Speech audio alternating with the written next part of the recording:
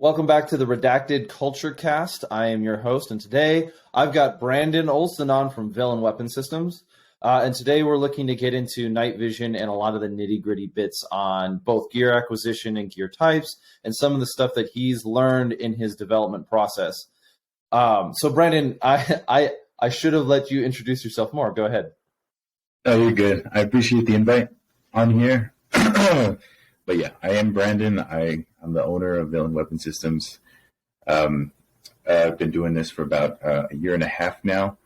You can find us on villainweaponsystems.com, Villain Weapon Systems on Instagram, and pretty much anywhere else. Facebook, not really Twitter, but you can also DM us on any of those platforms, and we'll get back to you. But I make non-imaging optics for night vision, and I specialize in laser aiming modules and illuminators. Awesome. So we're gonna have to get deep into this. And so at this point in time, you guys know that you support this channel through redactedllc.com. That's where you can find our merch. And we appreciate all of the messaging that you've been giving us lately. So we'll get back to you as fast as we can through those channels. Look forward to what's to come. I think we got some stuff coming down the pipeline. We're looking forward to dropping for you folks. So, but this isn't a t-shirt salesman challenge. This is a talk on night vision. So, I have been introduced to Villain Weapon Systems because of a growing interest within the culture. This channel is all about gun culture and like its expanding nature and having those more intense and in-depth conversations that we kind of want to have, but seem to be so rare to produce. So we build culture by action, and your products are focused on night vision devices. Now, I've seen the one that you've made for the D-ball, and then but I haven't seen the one that you made for the AT-PLC, and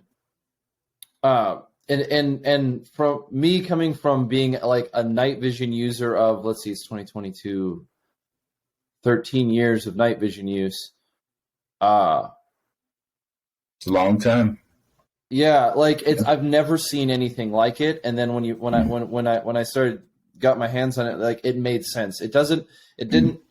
They don't take away any capability, they only improve it. So how did this idea come from, and why is it relevant to a night vision user, be they new or experienced? Okay, so for the D-ball, D-squared, or D2, however you refer to it, basically how I design products is, the best way to innovate is to bring something from somewhere else, and that makes sense somewhere else, and bring it to somewhere that's relevant. So I saw other laser aiming modules, like things that are super prolific, like D-ball A2s and PEC-15s. They had diffusers, and it was cost effective for manufacturers to make diffusers for those illuminators because, well, they're so tiny. So there was nothing on the D-ball D2 because, I mean, the illuminator on that thing is huge. It's an LED, for those who don't know. And it didn't ship with a diffuser with it. So I decided to make one for it. I mean, it's big, but it's basically an upscaled version of what you find on smaller laser-based illuminators, those tiny diffusers. And when you put that on the D2, it offers a whole lot more capability. All right, cool. So let's kind of, I did it myself. Let's go back a page in the book. I've been using a PEC-15 for a while, so I'm used to that. Like, it's almost like it's just second nature now. But for people getting into night vision, one of the biggest mistakes that we see made is that they get a decent optic. They buy a decent optic, they buy a laser, but they don't buy a laser with an illuminator, or they don't have an illumination method, be it like a Surefire vamp or similar opportunity. What is the how do you communicate the importance of an illuminator to either someone buying something and getting involved in night vision? Go ahead with that. So first, let's just start off with night vision doesn't cure pure darkness. If anybody's listening that doesn't really know what night vision is, it amplifies ambient light, right? So an illuminator is paramount when there's maybe shadows being casted or it's really dark outside. You have no ambient illumination from a natural source, whether it be the moon or an unnatural source from LEDs in street lights, what have you, right? So when you don't have those things, your night vision phosphor screen can turn almost completely dark. You'll get a lot of scintillation, a lot of noise. You need some sort of light. And when you're in a scenario that perhaps you're just training, right? If you see, you can't see your target unless you have full information of it, right? So you need an illuminator. Absolutely 100% need an illuminator. That's why when people say, oh, I want to get into night vision, I have this budget, and it's usually small. Say, well, you're probably better off getting flashlight first, a really good, durable flashlight, because with night vision comes the responsibility to get illuminators, so you know what you're hitting, you know what you're shooting, you know what you're looking at, right? So I try to pound that understanding into as many people as I can. Illuminators are paramount to aiming lasers, right? Aiming lasers are cool, but illuminators are something else. Yeah, okay, so you brought it up a little bit in the pre-show that you would recommend if somebody's getting into night vision and they have to make sacrifices, they should go for passive aiming and an illuminator before they go for a laser. And that's doable with the Surefire vamp. That's absolutely doable. Yeah. Which makes sense. And then as mounts are getting taller, it's certainly an achievable outcome. Okay. Absolutely, yeah. So passive aiming, for those who don't know, but it should be a pretty square one topic. It's when you look through an imaging optic. So whether it be a red dot or even a scope, if you have the clarity for it, passive aiming is the ability to aim without producing any photons downrange. So whether that be a laser or an illuminator, that's pretty much base one. Get a red dot, learn how to passive aim with it, have an illuminator so you know what you're shooting at. All right, so there's multiple. So your illuminator is kind of like your flashlight or your flood for your IR spectrum. It's just kind of how we talked about it. Now, you mentioned that the D-ball uses an LED versus the PEC 15 uses a laser-based illuminator. Right. Can you kind of explain on how that works? Is there, and then how that applies to the two things that you make? One for each, because the app PLC is doesn't the app PLC use a laser-based illuminator as well? Yeah. So okay, an LED and a laser, well, specifically a diode laser, they're both LEDs. Okay. Laser diodes, specifically edge-emitting laser diodes, which are pretty much used in we'll say older gen or last gen laser aiming modules found in the PEC 15, the A2, the A3. Those are laser-based illuminators, so they have a very, very thin spectra of light, right? Lasers are mostly monochromatic, which means they're one singular color, and they peak in that color. Well, LEDs don't really peak. You can have a single color LED, but they have a very, very, they have a really non-tapered peak.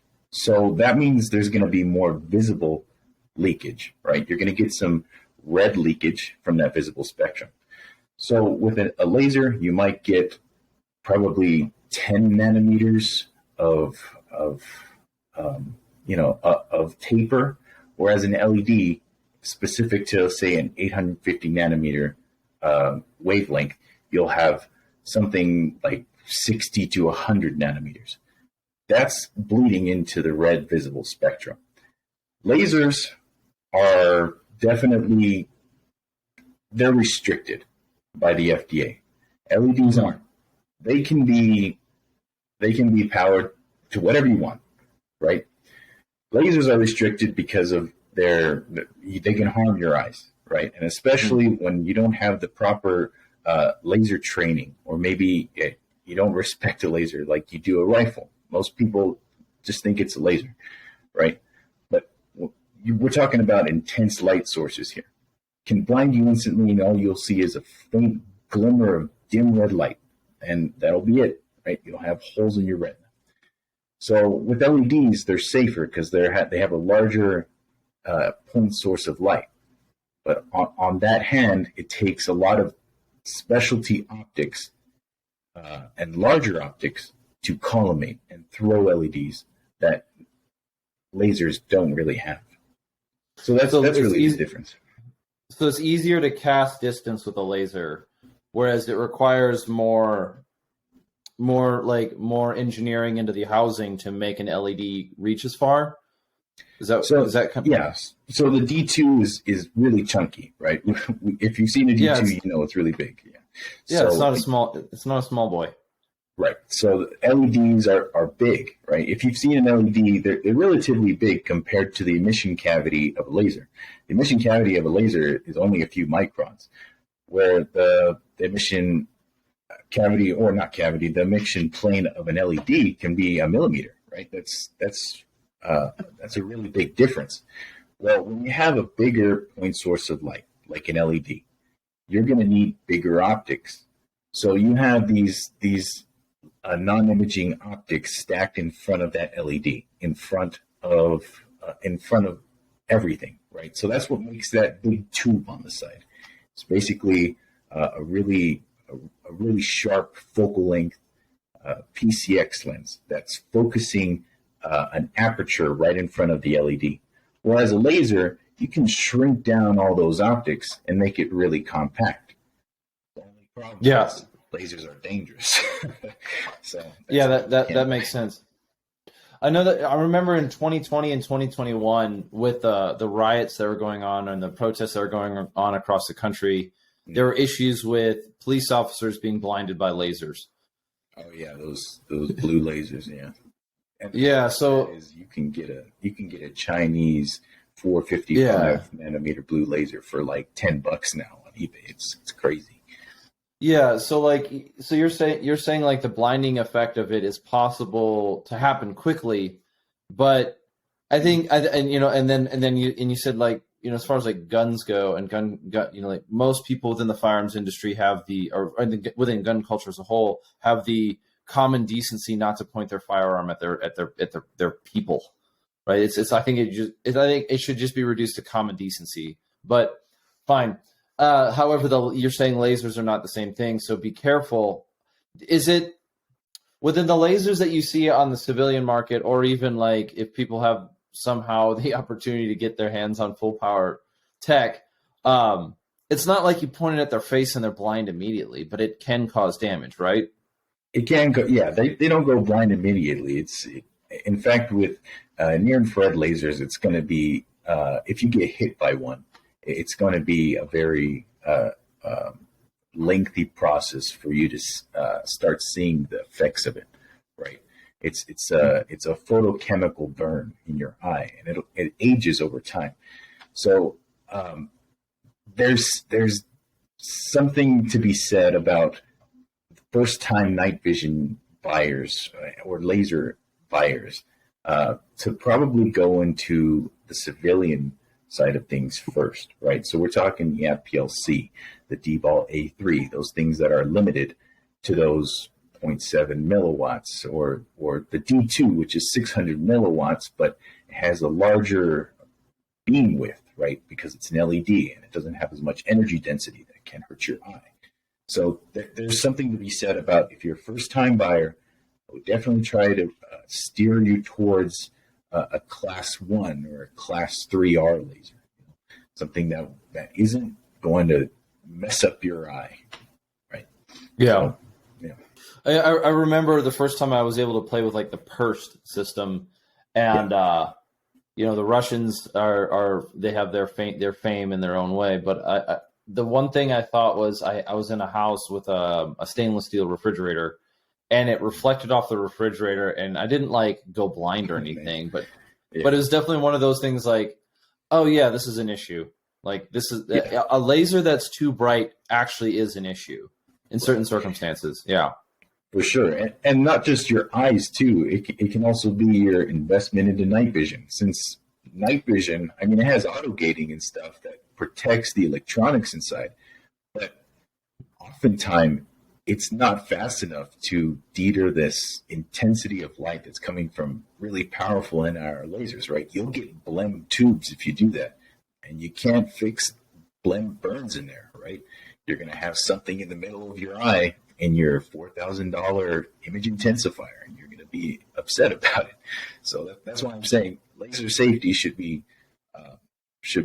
taken accounted for the same way you treat maybe your rifle, because it can harm things, not destroy them like a firearm would, but you can harm yourself and others. Yeah, okay, so let's flip that on its head real quick. And is there any application for using a laser in an offensive standpoint? Like, say, let's say I have an IR camera on my house, or right? Like I'm using I have security. The security camera for my house is an IR camera.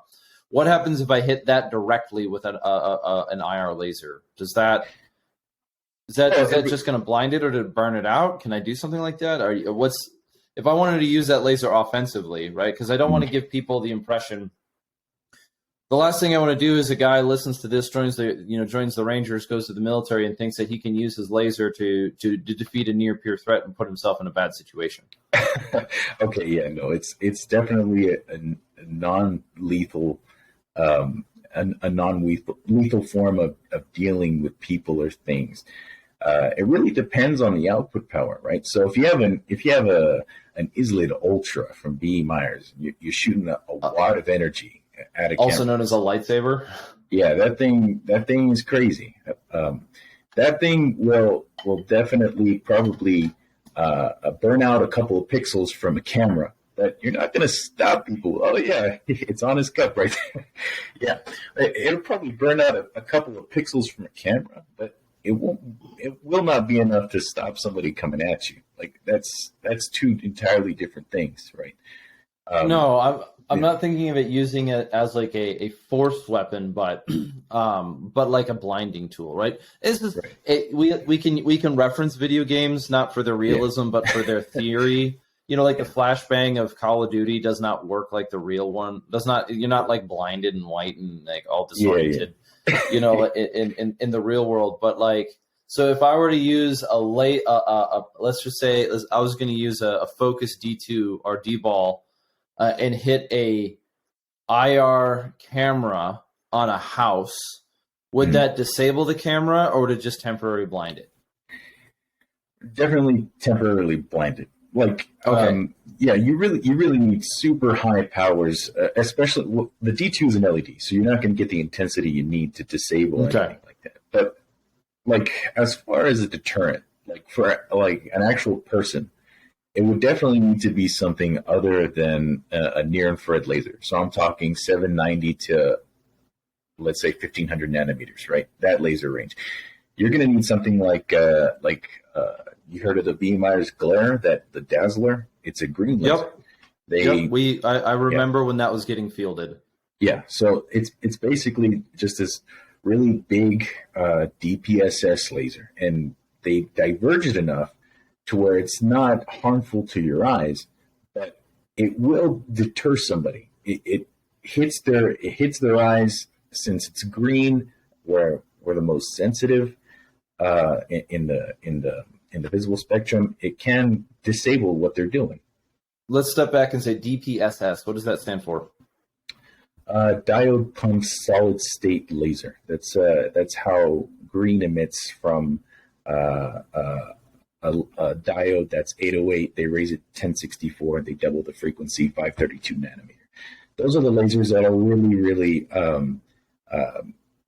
finicky when it's cold out. Those yellow green lasers. Yeah, finicky. Okay. I don't know if you've used like well, the D2 has one, but if it's really, really cold outside, the crystal that converts the 1064 into a 532 via harmonic generation, it's really, really finicky with cold weather, right? Colder environments. So it'll flicker. It's not good. That's why people are moving to diode lasers. So I gotta pause you again here. I've had the opportunity to use a lot of this gear, and you're using you're definitely describing it technically, which is great. Yeah. And so there's going to be parts where I have to catch up a little bit. If you can give me some patience on that.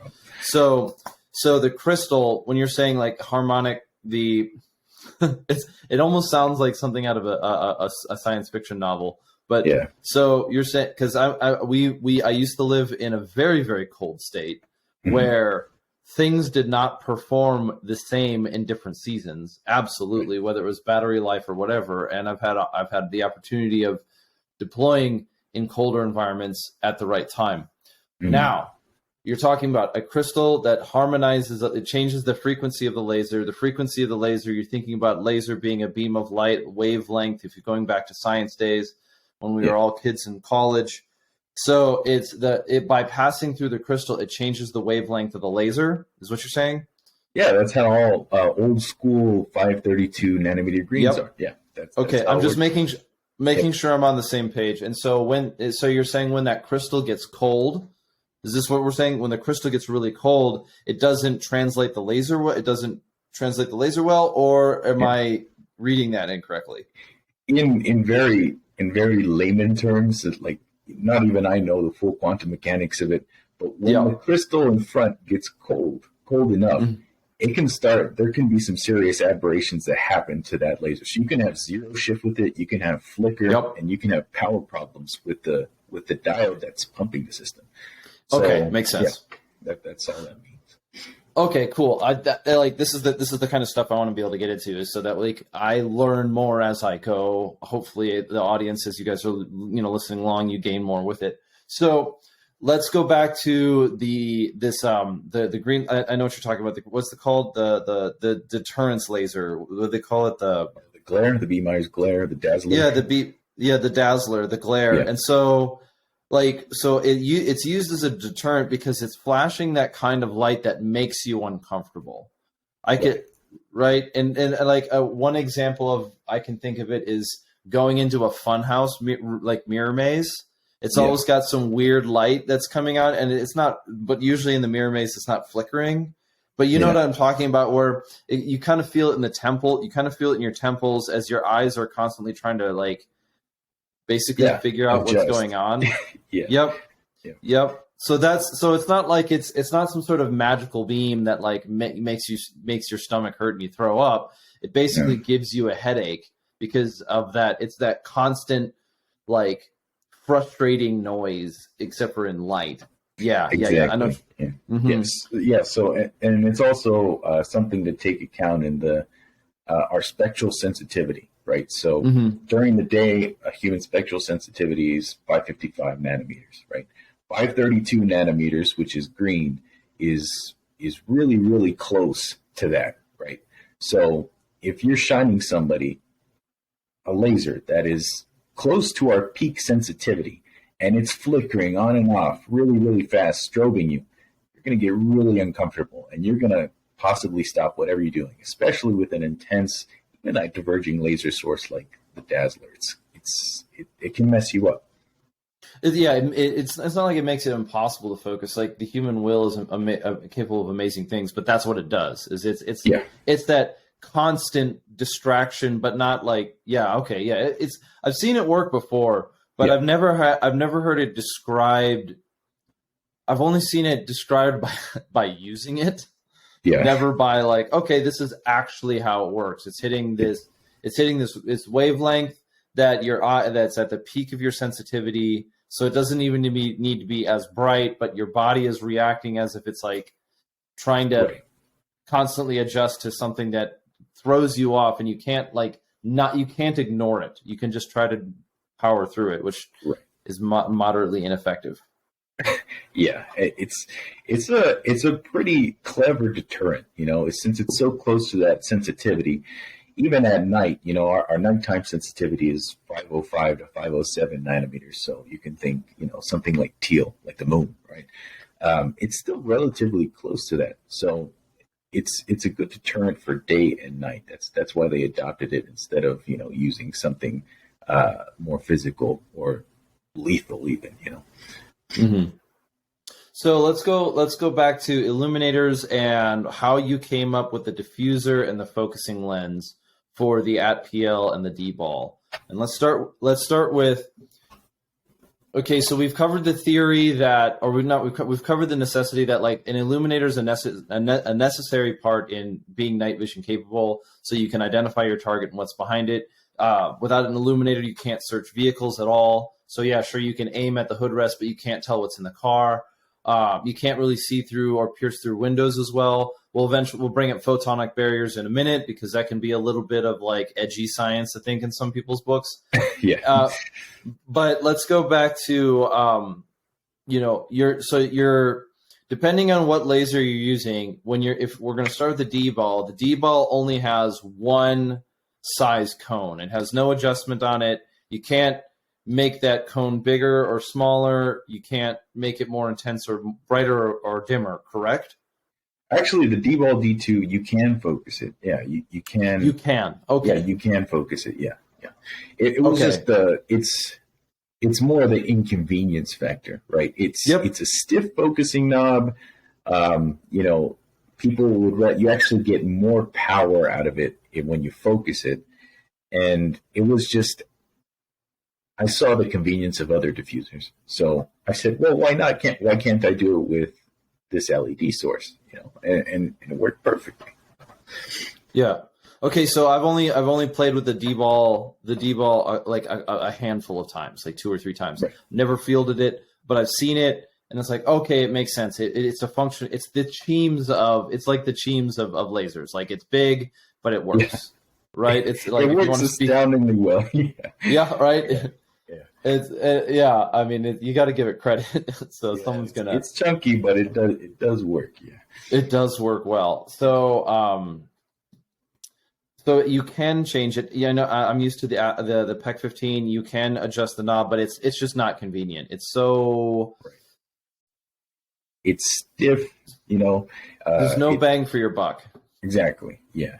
Pretty much, like you have this super nice long range beam, right? It can go 1,000 meters, even with some ambient light, and you can also have your cake and you can eat it too, with a diffuser. Instead of focusing it or unfocusing it, rather, you can just, with the flip of a hand, with the flick of a wrist, just flip the cap over, and now you have this homogeneous diffuse beam that you can light up short to mid ranges with.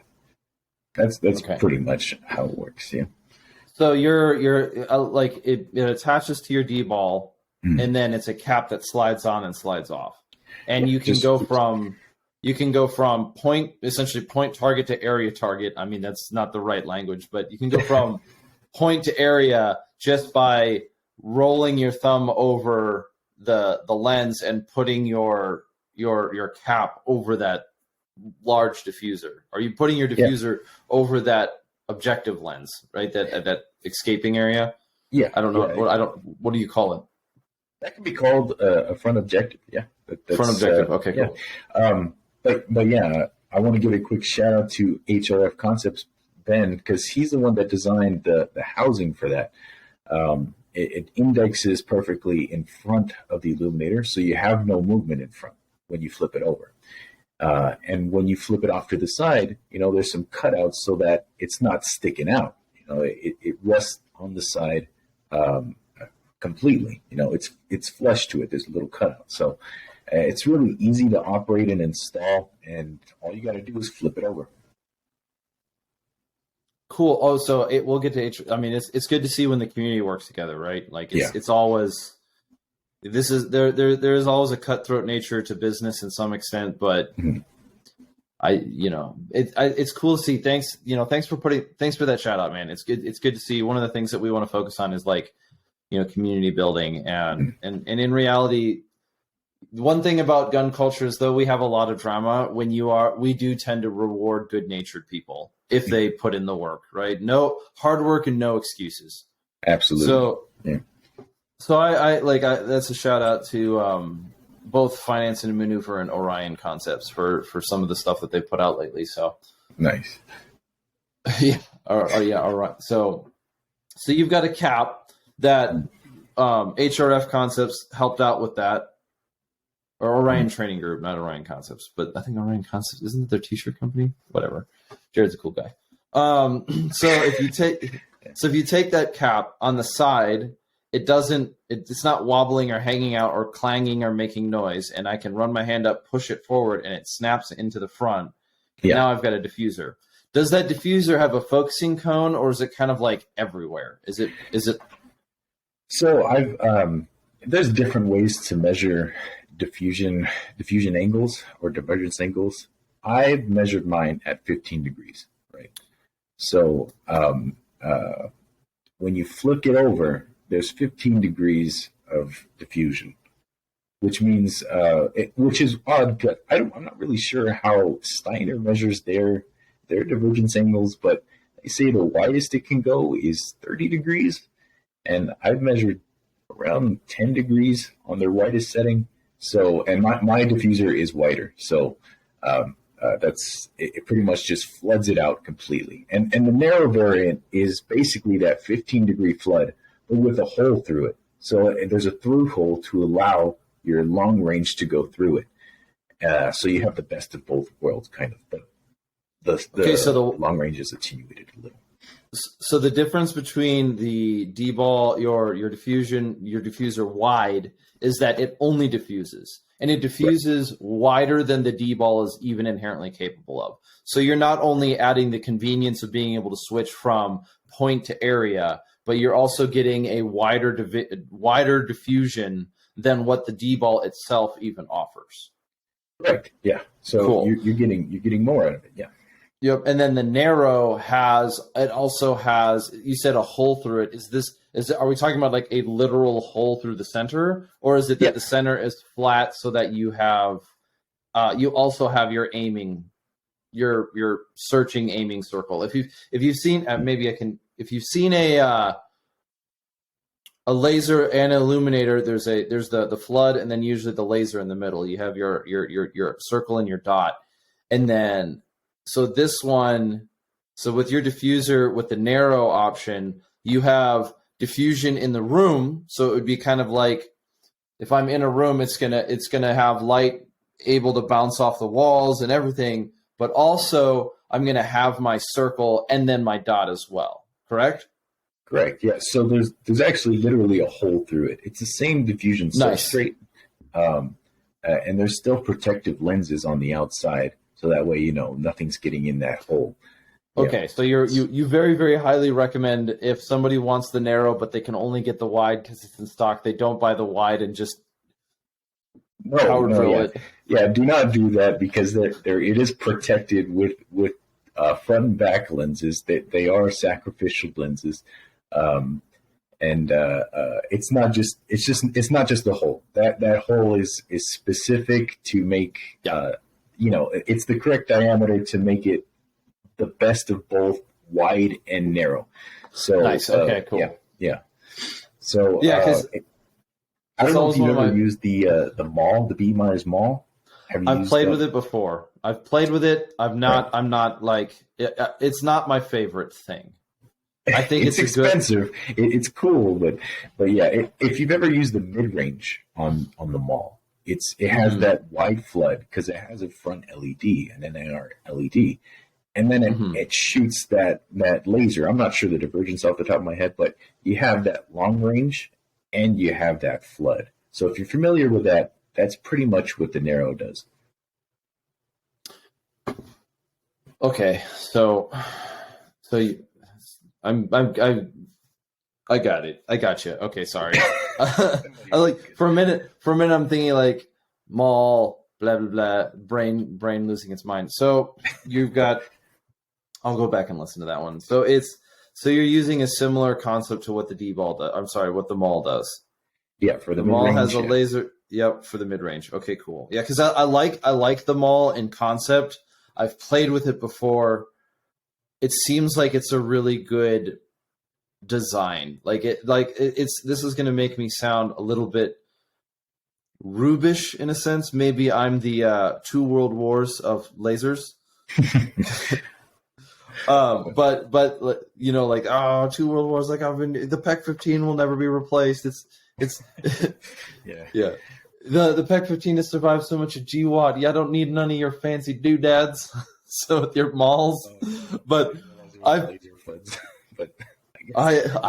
am the laser FUD. No, well, there will be a day. Trust me, there will be a day. Yeah. You know, you could even think about like 10 years ago, if you had brought up the idea of using thermals, most people who are like night vision capable would have probably laughed at you. Yeah, like, what are you, the predator? Thermals, Yeah. What a nerd.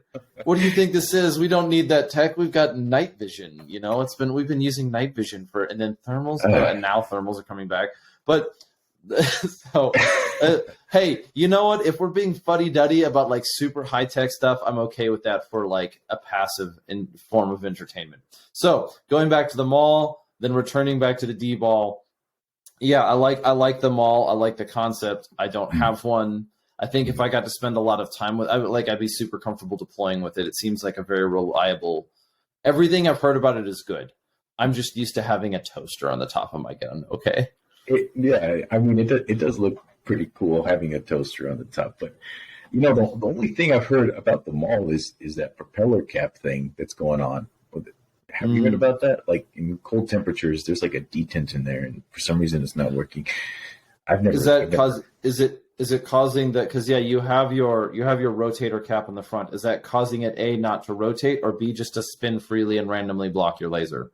I've seen it just to completely freeze up. You know, and that could be bad because that's your viz controls, you know.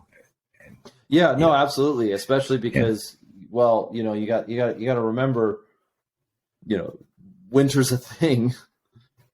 So yeah, that would make sense. And so it's not something that you could solve with like electric tape or just tape it in place, or you'd basically have to set it in your, okay, we're doing IR only. I'll never get to use viz laser on this one during this mission because it's cold. Yeah, that makes sense. Yeah. However, you know, I think with a sense of humility, cold brings out a lot of problems. So we can't just, it does. And yeah, a lot of things. Yeah, that's true. Like battery life or, exactly. Yeah. or how much it pushes on the human will. Like human willpower dies quickly in the cold. Cool. So moving on from the D-ball to the at-PLC. You've got a mid-range and a long-range version of a sacrificial lens that goes over the flood component, the flood side of an at-PLC. And what does it do? Because this is one I have not seen. The D-ball that I got to see, the D-ball D2 that I got to spend some time with. A friend of mine has one. He already had one of your caps on it, so it was like, oh wow, that's how I discovered you. And then. The app PLC I've seen fielded before, but what is the objective of that lens and how does it work? Okay, so first off, for people who don't know, the PEC 15 has a civilian derivation called the FPLC. It's for civilian uses, and it was basically blessed by the FDA with a very low power illuminator. And it's fixed divergence. So when I say fixed divergence, I mean you can't focus it, right? And when we're talking about laser illuminators, you want to be able to focus your illuminator so that way you can reach farther out and identify things, PID things. Well, the FPLC is actually one of the most powerful edge-emitting laser-based illuminators for civilians. It's 3 milliwatts, but they chose it to be a fixed divergence, so you can't focus it, as opposed to something like an A3, or I've heard Olson lasers are fixed at 0.7 milliwatts for their illuminator because you can focus it. Well, I thought, I can harness that a little bit better by making an external focusing lens. That's what it's called. It's called FPLC EFL. It's essentially just it replaces the diffuser. It's kind of useless on the civilian model anyway.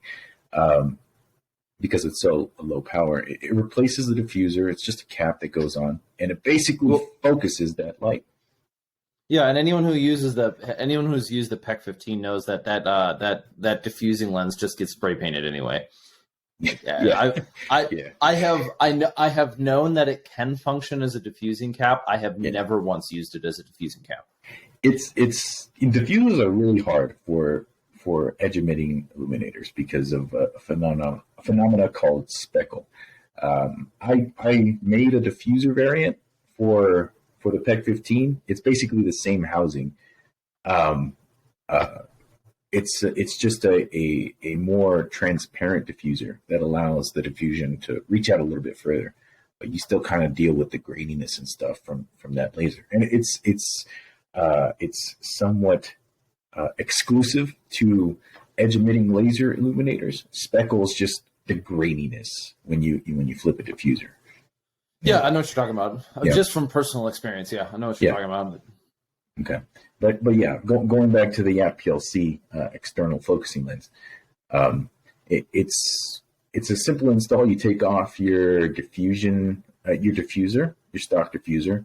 You slide the cap onto the illuminator, tighten down 2 set screws, and now you have a cap that can be flipped on and off with a AR coated, laser line coated lens that focuses your illuminator. Okay, which I'm going to stop you real quick. Not for you, just because people who for whatever reason, I'm nervous that we may have gained or lost connection because I completely lost you for like 3 seconds here. Okay. So what I'm going to do is everyone's going to get the elevator music. I'm going to pause this recording and start a new one so that we can make sure that it doesn't cut you off halfway through. All right? Gotcha. All right, no problem. All right. So here it goes.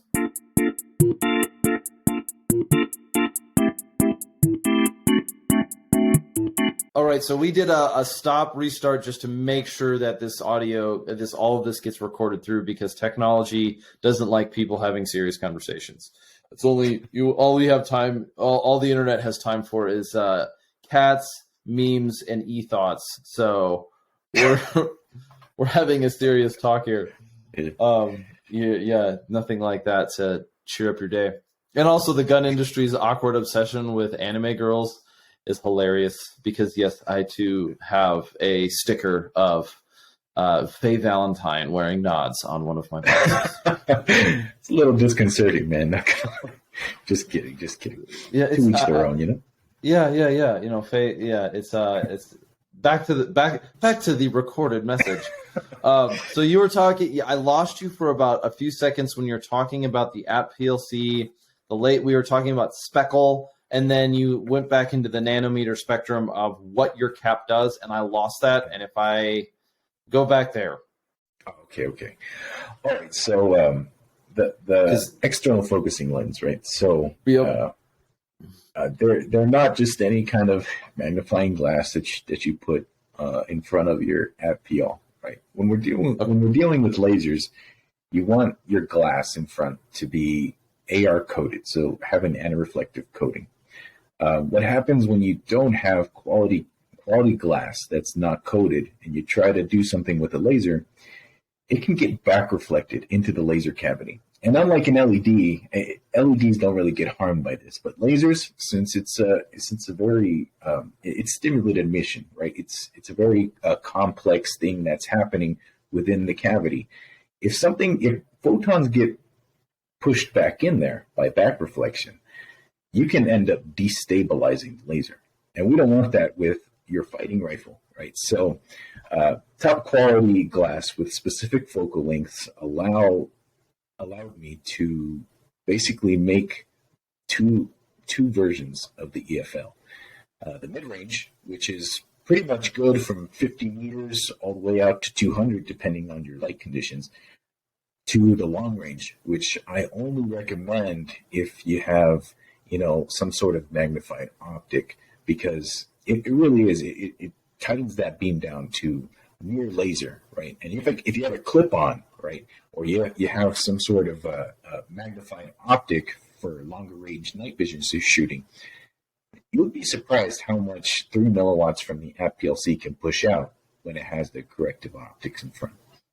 So I've got an SR25, and I've got an SR25. I throw an app PLC on there with your EFL with a clip-on PVS-14, and now illuminating and engaging targets, because you with the app PL you can do illuminator only. Yeah, you can do illuminator only, right? Yes. So I can still use my reticle, but I can use illuminator only, and I can realistically illuminate and engage targets at 300-400 yards. Yeah, with a clip-on magnified night vision device, you can totally illuminate stuff out to that range with the which is like the challenge of night vision has always been it reduces the range that you're capable of. Mm-hmm. And it's one thing we created one solution for the Call of Duty M4. We created one solution for like the infantryman's rifle, which definitions are changing as we go.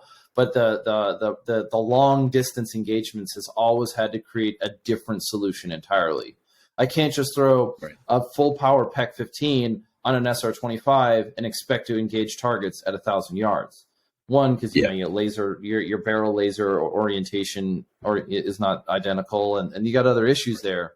Mm-hmm. But now, if I can focus that lensing, because even with an app PLC, it makes sense. It makes a lot of sense. So now, if I want to be able to build a night-capable, distance-engaging rifle, I start with a base that can reach, that I can mount a clip-on to it, clip-on being like a clip-on PVS-14 or equivalent, and then using an app PLC with a focusing lens, I can create a visible image at distance using your EFL.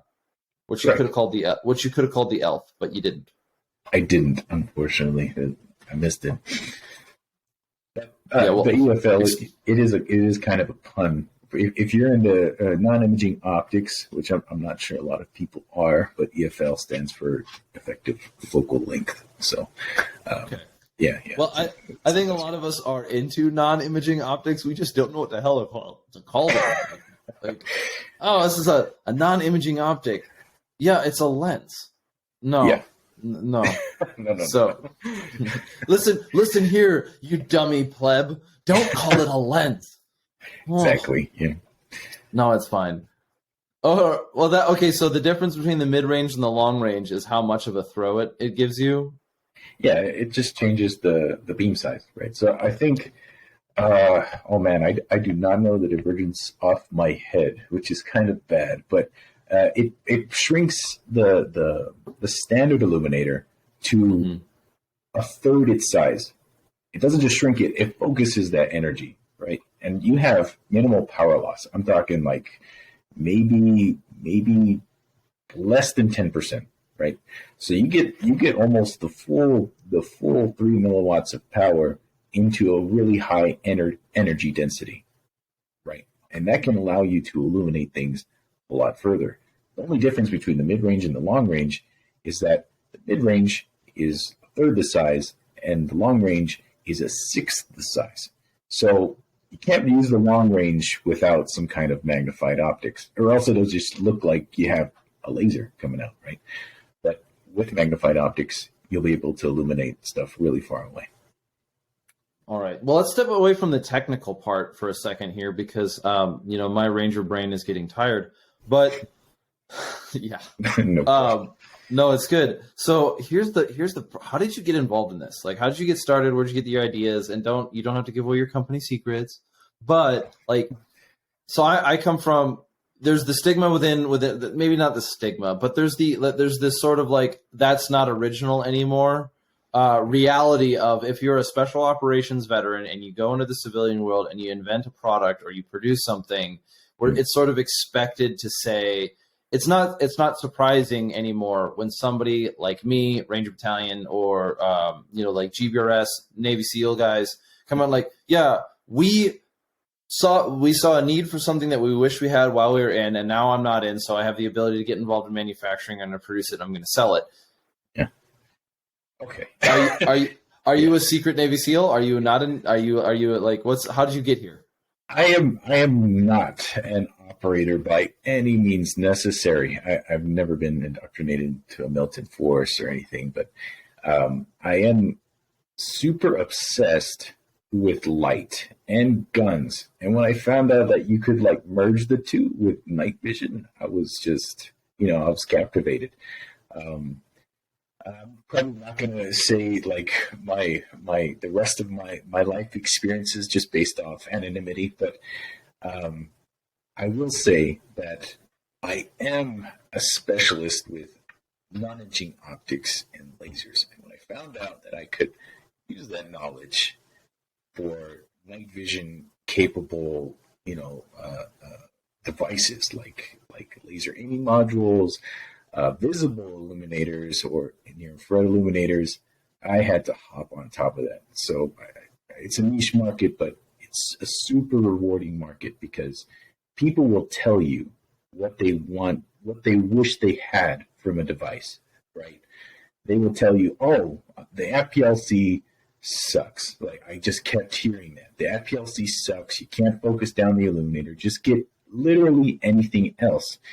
And when I heard that the FPLC is one of the most popular choices because people who are in the military that use the PEC-15 or the LA-5 or the LA-5B, they were used to that footprint. They were used to using those ergos, and they wanted to switch to something that was, one, not legal in the gray sense. You got to buy one from somebody. They just wanted something legal. So they got the FPLC because they were familiar with the controls.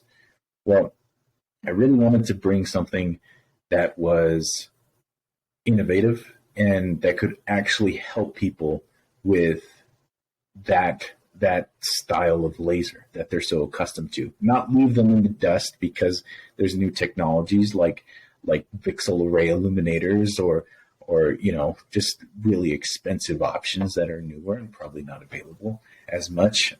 I figured I could really help these people with my knowledge and expertise in the optics world, and bring them something that will actually help them instead of tell them just buy a full power. Just do this, just do that, just spend the $4,000 in your emergency fund to get some kind of crazy laser that 99% of people probably don't need. But that's basically how I got here. I just wanted to innovate for these lasers. Okay, so that's good to hear. I've been the guy in the past who said, well, if you're gonna go full and you're gonna go hard, just get a full power pack. Mm-hmm. Like, yeah, no, I mean, I have been that guy, but now that you present an option, that's fantastic. Like to know that because there's a certain dubiousness to having a full power pack in that it could be from, how was it acquired and all this other kind of questions, or like what happens if it breaks, what happens when you use it. So I do appreciate that as you're adding options to the table and not taking them away. Mm-hmm. Yeah. And I mean, nothing against full power packs. Like I have an LA-5 right here that I'm fixing up for a guy. I own a full power pack. They're great lasers. They're awesome. They are crazy powerful. You can illuminate stuff, no problem. But it's hard to call them entry level. It's really hard to give somebody the justification who's just getting into night vision to buy a full power PEC-15 for it's like a good street price would be $1,500, but you're not going to get that. You're going to get $2,000 for a full power pack, and it's hard to justify that when they could be spending it on training.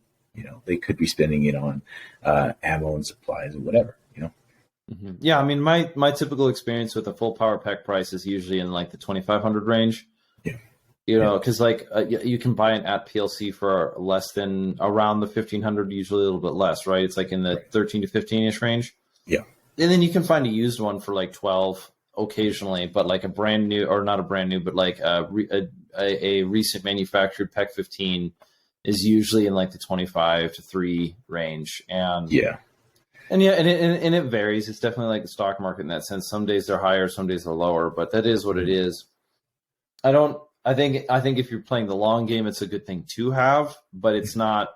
This isn't the PEC 15's only club. And now that the at PLC has received aftermarket support from somebody like you, I think you're gonna see a longevity in the platform.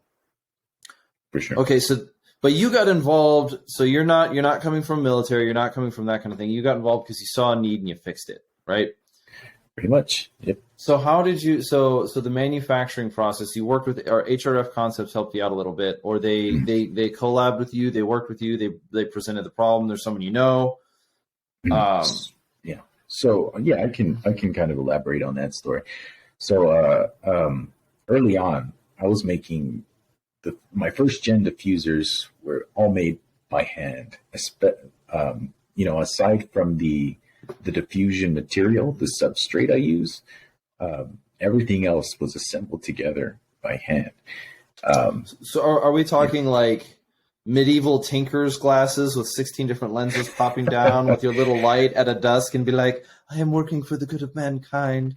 Or Pretty is this much, like, yeah, nice. Okay, cool. Yeah. And I still kind of, I still kind of do that, but it's not nearly as labor intensive as it was before, because I literally I had to get some optical cement, and I cemented 2 pieces of the protective lenses over the diffusion substrate, and I had to thread the tethers myself and cement those in there. It was definitely labor intensive, and it definitely didn't look as nice as it does now. When Ben from HRF helped me out, he really did. He helped me out a lot. He completely designed the diffuser housing for the Gen 2, which is what's around now, and he introduced me to the world of MJF manufacturing. So you've probably seen this on a lot of things. You've probably heard of the what is that called? The panel bridge. It kind of mounts 2 PBS 14s and it allows you a slight panoramic view. That's made with MJF manufacturing. It's additive manufacturing, so it's just a really advanced 3D printing option, right? And I don't do that, right? The machines used to do that are crazy expensive, and you need expertise. But I use the same manufacturer as HRF, and man, they look amazing, and they're super strong, right? They're isometrically mechanically sound, right? So that means you're not getting, if it takes a fall, it's not getting crushed, or it's not separating like something you'd get from an at-home 3D printer. It's something that is truly, really, really super close to injection molding, and to be able to have that on demand, right? That truly changed the game for not just me, but other companies as well. Yeah, I mean, manufacturing with the advent of 3D printing is fantastic. We've seen whether it's 3D printed suppressors using titanium, even like who's it? CGS, CGS, yep. Yeah, that's great. Yep. Where we at that? Where we're seeing stuff like yours, where you're not a government level, like you're not printing 40,000 suppressors for the military. You're making products that make the everyday user's life better. Okay, cool. Yeah, so it's neat to see. Yeah. And so was that like the direction you always wanted to go, or was that like somebody saw your concept, or HRF did, Ben over there was like, hey, why don't you do additive? Why don't you use your MJF system? And yeah, so it was actually I had gotten a few bulk orders from Kosher Surplus. He's He's a night vision distributor, exotic ammunition. He's really good guy, really friendly guys over there. By the way, I love that they actually show you the specs of your night vision before you buy, and you can actually look through the tube. I digress, but yeah, HRF actually hit him up, right? And he was like, "Hey, this is a really cool design, and it works." So Kosher sent me his DM, and he was like, "Hey, you should probably, talk to this guy. He knows what he's doing. Obviously, he has like a whole bunch of products that completely changed the game for, mod buttons and protective housings for optics. And he used that plastic, that nylon 11 super strong MJF material." So we got to talking, and, we still have projects coming down the pipeline as we speak, several projects, right? And he designed that housing for me. And ever since then, I'm like, this is the way to go. Like, this looks absolutely phenomenal. It's actually surprisingly like affordable. Of course, in bulk quantities, it doesn't look affordable, but per unit, it's like for the strength you're getting, and the expertise I'm getting from our manufacturer, Nico Labs, it's top of the line for what you get. Yeah, well, that is the beauty of manufacturing, and as much its quantity is its quality, right? So, like, the fact that you can produce 1,000 units, we like to. I think a lot of people like to, like, we're going to get back. Well, let's get into culture, right? Like, people like to rail against the Industrial Revolution all the time and its effects, but you can't put that genie back in the bottle. Like, we're not going back to agrarian society. That'll never happen. Yeah, exactly. Right? Yeah, what? I'm all for it. Yeah, and then I'm reading another book. I'm reading a book that was describing how the Industrial Revolution, when it came to cloth within the English environment, within Britain, took 7 generations for them to go from and we look back and we go, oh, the Industrial Revolution, it was like 1900, and then we went from horses to cars in like 2 generations. Yeah, that is the second Industrial Revolution. But like we're talking about, the Industrial Revolutions have taken time, and in many ways they've had multiple influences. So this being, I think we're starting to see that, or we've heard the tech boom, and then maybe additive manufacturing as an element of like the third Industrial Revolution, maybe the fusion of tech and manufacturing. So it's cool to see how that's worked out. So you had you saw the problem, identified a solution, started tinkering with the solution, shared it around. Then you're able to move into additive manufacturing, started to figure out distribution channels. So, like, as a business, it's a pretty cool product to see. I want to congratulate you as for taking an idea and getting it to market and doing so well. I appreciate it. Thank you. Yeah.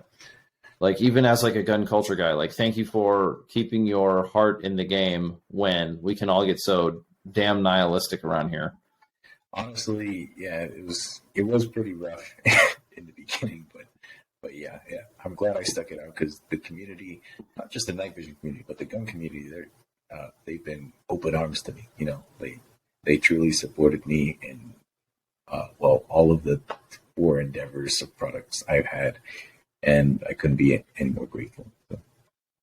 Yeah, so I didn't before like this is our second conversation in between you and I was introduced to your product. So I saw your product because a friend of mine had one, and then later I started the show, and I was and the reason why I wanted to have you on is because you are an example of this growing, burgeoning element within gun culture as a whole, which is the small manufacturer. Yes. You're right. You're. It's not the small, and I don't actually want to say small manufacturer. I want to say the product that you make identifies a specific problem and solves it itself. So it's in even a philosophical sense, it's additive manufacturing. You're manufacturing something that adds to the culture as a whole. A little bit So a little bit patronizing, so I don't want to be too much of a dick. No, I like. I don't want to be too much of a dick about it, but No, you're fine. So when it comes to the support of the culture, what you're coming from,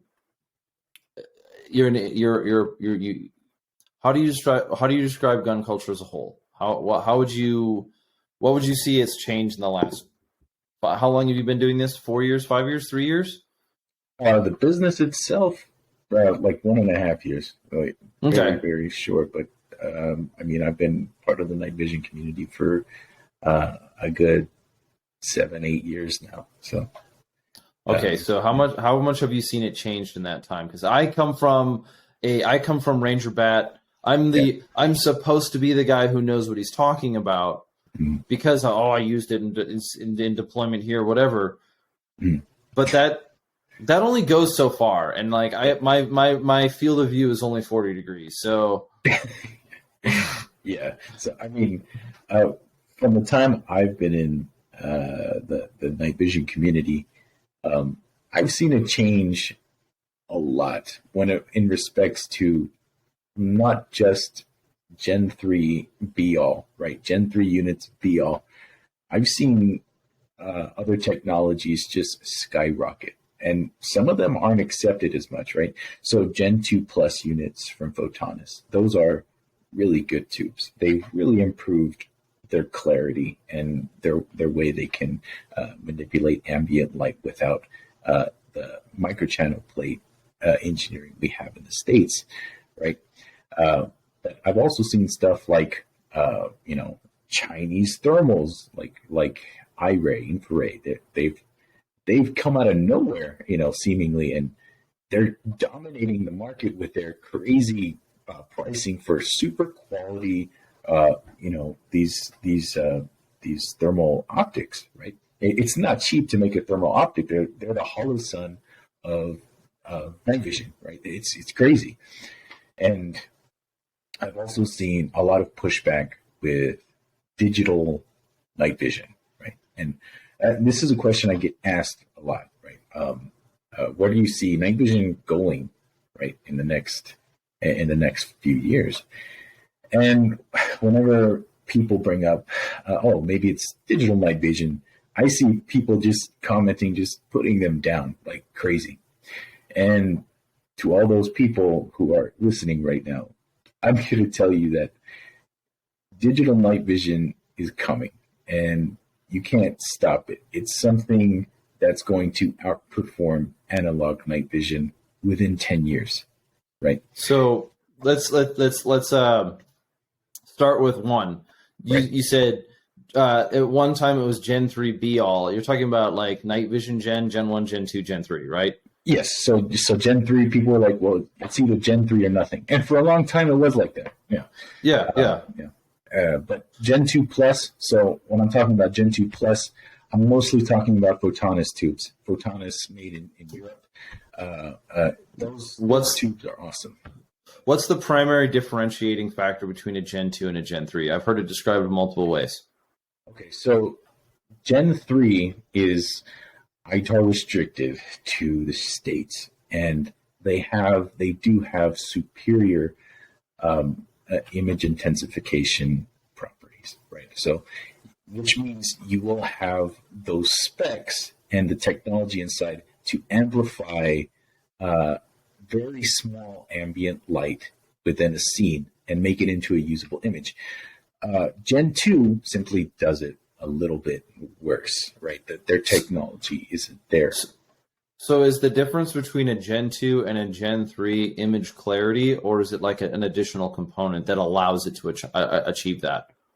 What is is it I guess because is it a feature differentiation that produces the line of demarcation, or is it that could you produce a Gen 3 quality tube outside of America without, or is it a proprietary information object? It's definitely proprietary information, but I can tell you it has to do with the technology of the photocathode. The photocathode is basically the very front of, both the photocathode and the microchannel plate. But the photocathode is basically the first element that that light coming into the objective of the night vision device gets hit to, right? So light comes in, whether it be near infrared or a visible light, and it hits something called a photocathode. The photocathode is responsible for turning those stray photons of light into something called photoelectrons. Photoelectrons we can't see, right? They're subatomic particles. They have mass, unlike photons, but they travel down to the microchannel plate, right, into a substrate that's, coated with gallium arsenide, gallium indium arsenide, whatever, some kind of crazy material, right?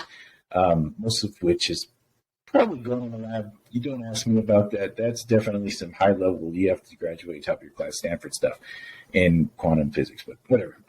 But basically, those two things, right? The advancements in microchannel plate technology, whether you have stacked microchannel plates or you have an extremely thin coating in front of the microchannel plates that allow photoelectrons to transfer and get multiplied via cascading secondary emission and end up hitting the phosphor screen in the end. So Gen 2 units, they do it differently in that they probably have a lesser technology microchannel plate, or they have a photocathode that's simply not as, what's the word I'm looking for? That's not as sensitive, really. Okay, yeah.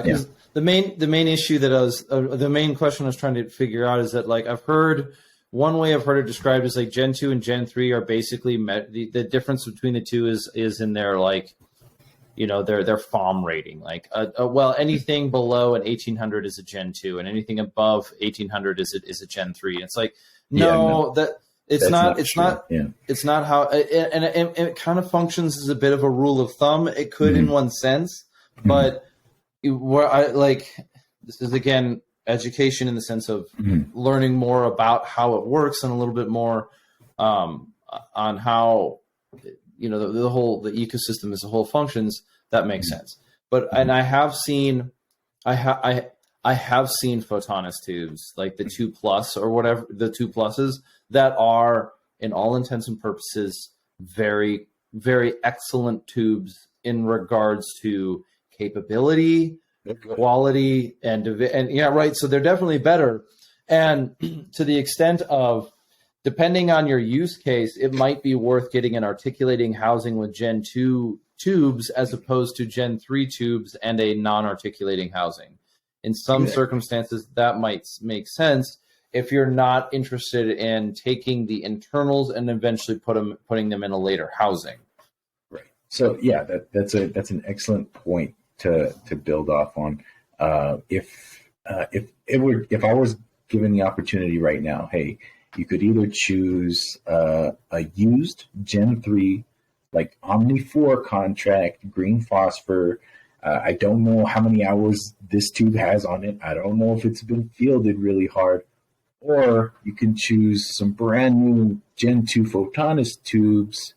I think now, right now, 2022, I think it's okay to start saying, I'd rather go with the brand new Photonis tubes. Like, they're excellent. They're great clarity. Not to mention, I did forget to mention that Gen 2 units and Gen 2 Plus units actually have better spectral sensitivity.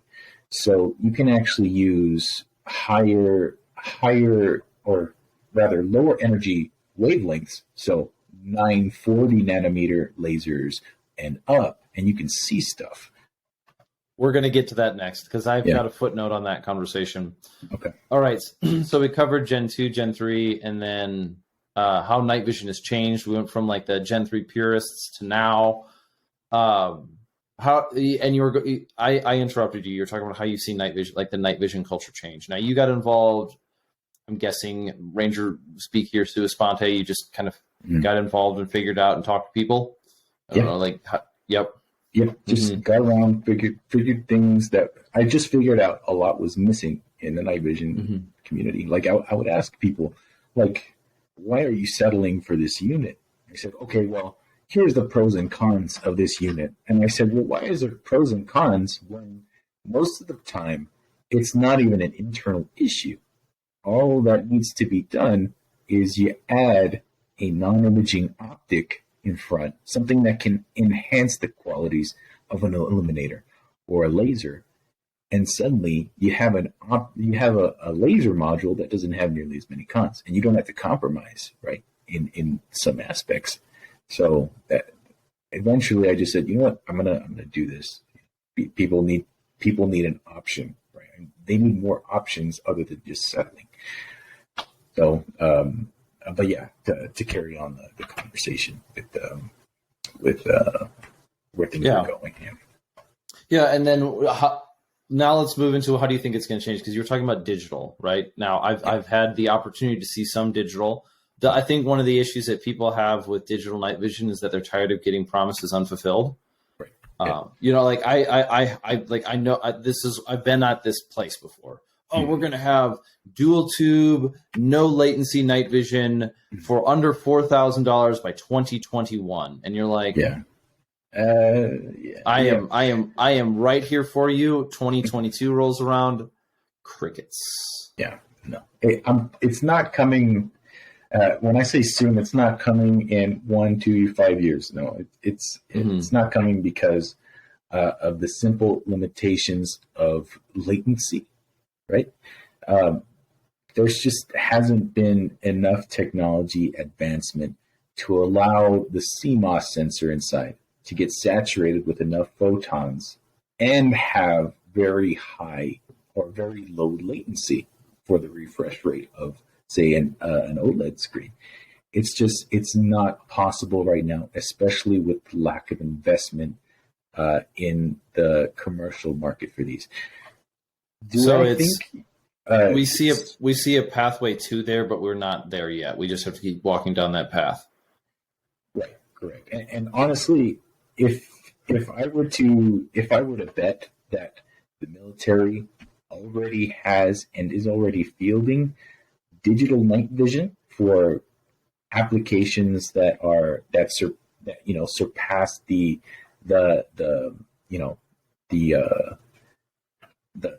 sensitivities of analog night vision, I bet on it, right? That digital night vision, not just to say that you can see color, right? But CMOS sensors are way more sensitive than Gen 3 photocathodes, right? They can see more of the spectrum. They don't get damaged, right? When you shine a laser inside an analog tube, it's going to be blimmed.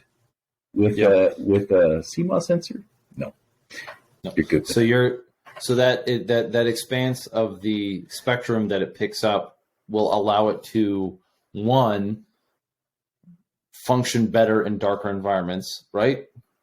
It could theoretically. It could, yeah. Because that leads to the second question, which is the near peer problem. Now, neither of us are currently warfighters. Neither of us are in NSW. Neither of us are working at Crane. Yes, sir. At least unless you have a secret life of Walter Mitty you didn't tell me about, but it's fine. Because I too am never mind. There's a bad joke there. So, but so the idea of like a near peer threat is an interesting conversation that I don't think either of us is going to be a savant in answering. But when it comes to laser technology and night vision technology, one solution that I've heard presented is that if we are worried about a near peer threat, we will dive our night vision technology into a new spectrum that their system does not pick up on. Is this me coming from I am not a physicist when it comes to light, but you're much closer to that field. Does that even seem like a reasonable solution, or is that? I think that's an unreasonable solution, if I'm being honest. Okay.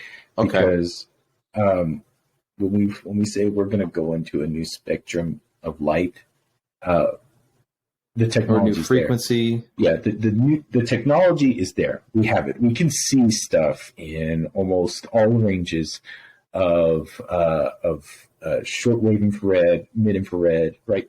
And we can't really use 10.6 micron CO2 lasers when we're using thermal, right? It doesn't work that way.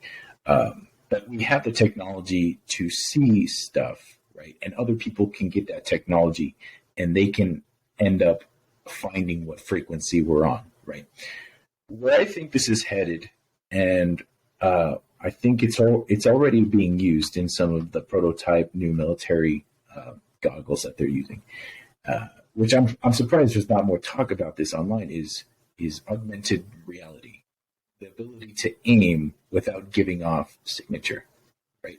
So we can actually, this is technology that's now we can have mounted lasers that don't have an active aiming detriment to them, right? So there's no photons going out, but we can aim with them via augmented reality.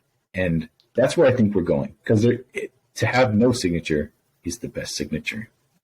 Absolutely. So augmented reality, I have a device on my firearm that projects the trajectory of my round, and if it's got a calculator and everything, and it's smart enough, and it's got a kestrel attached to it, and probably a super again a physicist standing behind me, be like, left a little bit, but no. So it's got a system within itself that communicates with my goggles to tell me what I'm aiming at, and it might put a reticle there, it might put a dot there, it might put whatever, but functionally, what it means is my tubes are now a video game screen, but not. They have the augmented reality option that tells me shows me what I'm aiming at without anybody else being able to see a produced laser. Right. That makes sense. Yep, it makes sense. Now, you know what it doesn't do? I can't use that. I can't use that to signal to my buddies, right? Like, unless it's able to 3D map the environment that I'm in. Yeah, but and one they're already doing that. They're making like linked, how do you say it? Like meshed goggles, right? They have you can see friendlies in your view. You can mark things. I think the new Vortex, the contract Vortex can do that. That you can actually mark things and it'll show up on other devices. By now, it has to be getting integrated into ATAC. It has to be. Yeah. Unfortunately for me, I'm not yet in that position, but I do think I know I need who to talk to get onto that page. But yeah, I mean, it's the capabilities are scary, not in a negative sense, but like in almost the science fiction-y sense. Yeah. Yeah, like the world will change. The social aspect will also inflict its opinion and capabilities on the technological. Okay, so we're looking at, you think augmented reality is the future. Yeah. How could you so you can project an aiming laser without producing a visible even under the IR spectrum laser? Interesting. Yeah. I didn't know that. So yeah, I think that's, I mean, it would be a perfectly, suitable replacement, considering, all those Taliban have our Gen 3 tech now. And we're not going to move back into Gen 2 tech just because they have our Gen 3 tech, People have what we have now. No, that genie is well out of the bottle. Night vision, it's the fact that you and I are having this conversation is proof that the genie's out of the bottle, that we can sit down and we can talk about night vision application and development. So that's, but hey, how does the old saying go? If you're not growing, you're dying. Like, you can only isolate a technical advantage for so long, and eventually somebody will figure it out. And that probably is happening much more rapid with whether it's bad actors reverse engineering Western production to sell their own version of it or produce their own version of it. And yeah, okay, cool. And the competition from if it's even a commercial thing in China, if the competition from that technology will end up trickling down to our military industrial complex, right? It probably already has. They're making things that are to rival Chinese technology or Euro technology, Russian technology, and in order to do that, it's time to jump to the next generation, which is ultimately digital or digital fused augmented reality with night vision capabilities. Yeah, because even for a reasonable amount of money, and we're not talking about selling your kidney or your car to buy the stuff. In our day and age, you can buy you can buy a radio and a thermal imaging device and then a PVS-14, and you can have more you could buy, even if you're using like a Baofeng, like all these different manufactured pieces. Yeah. A Baofeng, an IRA, a Holosun optic, and then eventually we'll have, more, whatever it is, but you can even if you do like an Argus housing or whatever, you can still acquire all this stuff and be capable in some sense, as you can approach, what do they call it, parity level. You can approach parity level with much of what has been military capability very quickly, and you can't put that away. There's no way, you can't stop it. The whole, goodness gracious, it's the gun control thing. There's, the humor of gun control is that, like, you can't put 3D printers back in the bottle. A firearms technology is so simple. It's an exploding powder, which is not hard to produce. I mean, it is, but it's an exploding powder with a contained cartridge and a projectile, or a deposable piston system. And now people don't need machining skills to make a mill. You just you download a file and you learn how to use a 3D printer, and you can get some pretty solid things now. With very minimal research. Well, very much so. Yeah, it's certainly achievable. So, coolest thing you've done with night vision? Like, that's not normal, right? I'm learning how to skateboard. I don't know how to skateboard very well, but I grew up on a dirt road, and it was like one of those things that I wanted to do when I was a kid, but it wasn't an option. And then I also didn't want to do it enough because I didn't make a priority for it. But night vision, go. The coolest thing with night vision I've done? Well, every once in a while, I'll just take all my lasers and illuminators out. And I live in El Paso, Texas, so we have a bunch of mountains, right?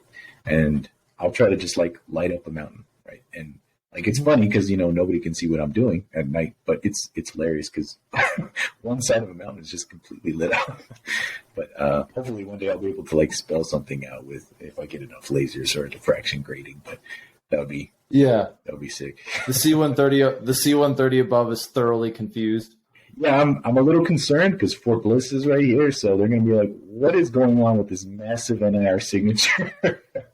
but yeah, some privates just getting smoked. It's like, you're breaking laser discipline. It's like, it's not me, Sergeant. What is that over there? What is that over there? Yeah, like what if you're new to night vision, what is one thing you should do? Go for a hike at night. Oh yeah. In in the North Woods, go for a hike. Like, not, bring a small handgun depending on where you're at, but if it's legal. Yeah. Disclaimers, whatever, but do it and look at the stars. That's always one. You got to do that. Try to do it on a new moon when there's no clouds, and you'll probably see the Milky Way. It's gorgeous. Yeah. Yep. Get some elevation if you can. Yep.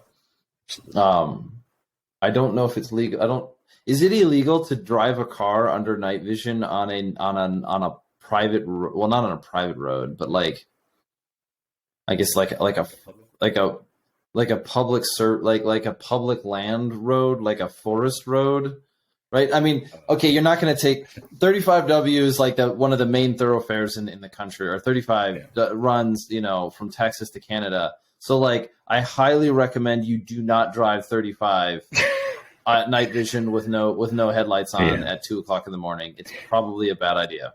Hey, I don't know if it's legal, but you know what? I probably won't even say that I've done it. I think the audience can just infer. But it looks like fun. It looks like a lot of fun to drive.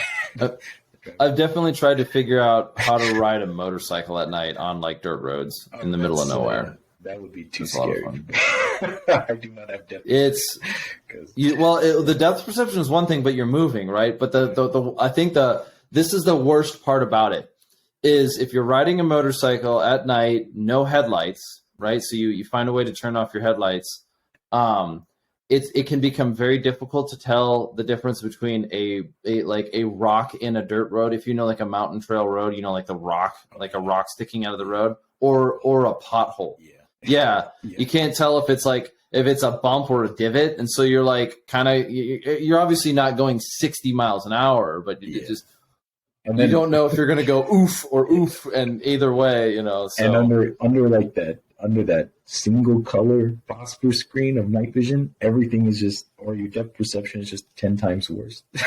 So, it's do what you can. You know what sounds like fun?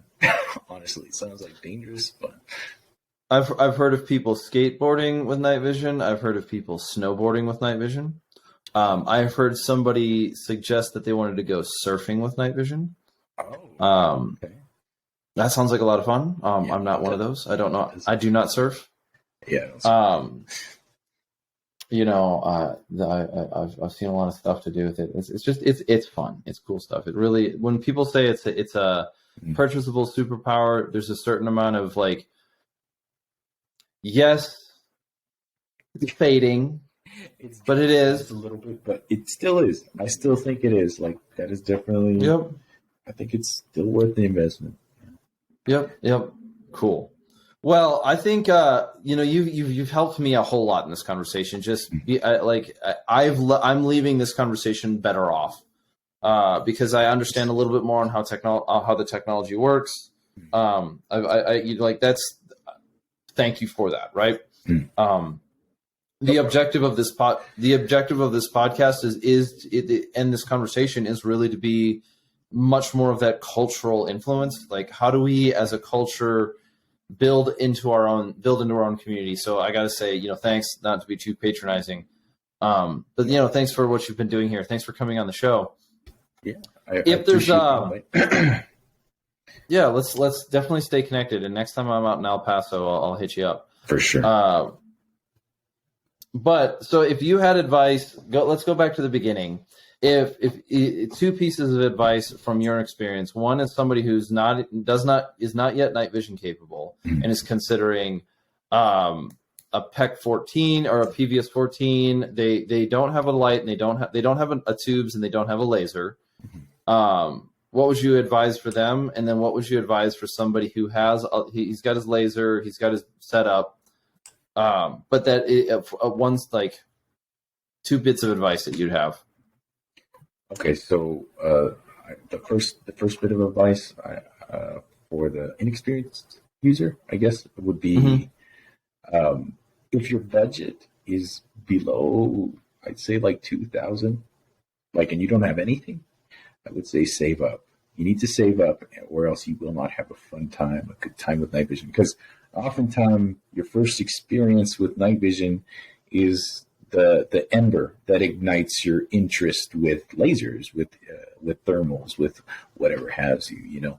If you get a Gen 1 tube with a bunch of blems and you have this crazy spherical fishbowl aberration, you're just gonna be like, oh, this blows. I wasted money on this. But if it's above that and you have the means, then I say start off with a monocular. Start off with a Gen 3 or a Photonis 2. Make sure you don't have to really, be anal about the specs just yet. The only specs, and you know what, people are always crap on FOM. FOM is a perfectly good representation of how good a tube is capable of. It might not be the best because, it mostly arrives to that FOM number by means of resolving power, so resolution.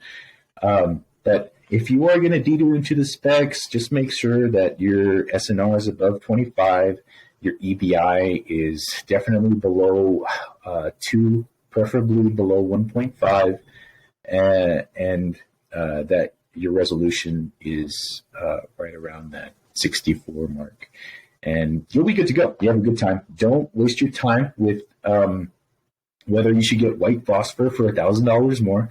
Just get green phosphor. You'll have a good time. Use that $1,000 for a laser or an illuminator setup, Actually, Illuminator, Illuminator, get an Illuminator with your red dot and make sure you're able to use your red dot effectively with passive aiming. For the experienced guy, well, it's kind of difficult to give you advice because you're experienced. Well, like what for the experienced guys. I think one of the conversations that tends to come up in gun culture right now is gatekeeping, right? And gate, right? It tends to come up a lot, and like I'm started to. I have a position coming from where I've been. People know my background a little bit. I don't see gatekeeping happening that often as like an intentional. Well, you can't be part of the club because you're not cool enough. I see it a lot more of like, I actually don't know how to pass this on. I don't know how to translate this over because I can teach a Ranger private how to do Ranger private things and be like, hey bro, you need to learn how to do this because of this. You need to learn how to reload the Gustav in this format for this scenario. You need to do that. But when I'm going to like a civilian friend, sometimes it's like, I quite frankly don't know what I like, well, like that. So, and it can come across as gatekeeping. Like, I don't know how to explain this to you because I don't have the context that I'm so used to having at arm's reach. So for a guy who's been around the night vision world, who maybe is coming out of the teams or is looking to be past that useful information on, where do you think they can put their effort in most humbly and effectively?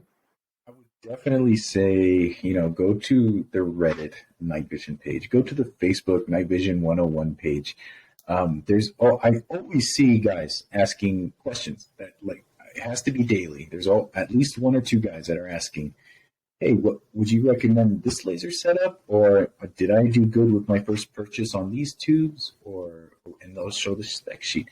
And well, you're not supposed to show the spec sheet, but whatever. But I would honestly say, go there, share your knowledge, share your experience with gear, right? Because we're all here in the first place because of gear, right? I think it's just cool. We're males. We're attracted to materialistic things, right? With material rather than social aspects of this world. Yeah. This one's for the boys. Bravo 6 going dark, right? Exactly. Exactly. But yeah, you should seriously find that newbie online or on a forum and seriously help them out. Like give an honest answer of your review, your experience with a laser or with a product, and shift them in the right direction. Don't humiliate them. I've seen a lot of guys like they post their Gen 2 tube and it's not so good, and people like they shit on them. You're not supposed to. Don't do that. Be honest. Have a DM them even if you're not comfortable saying your experiences in a comment. Be helpful with your gear and what you've used, and it'll definitely come back. Not probably in a physical sense, but it'll come back in the sense that they'll be prepared in the dark. Mm-hmm. Cool. Well, hey, I've enjoyed this conversation, so thank you very much. We should probably do another one in a little while. You said you got some projects coming down the pipeline. Mm-hmm. Let's stay in touch.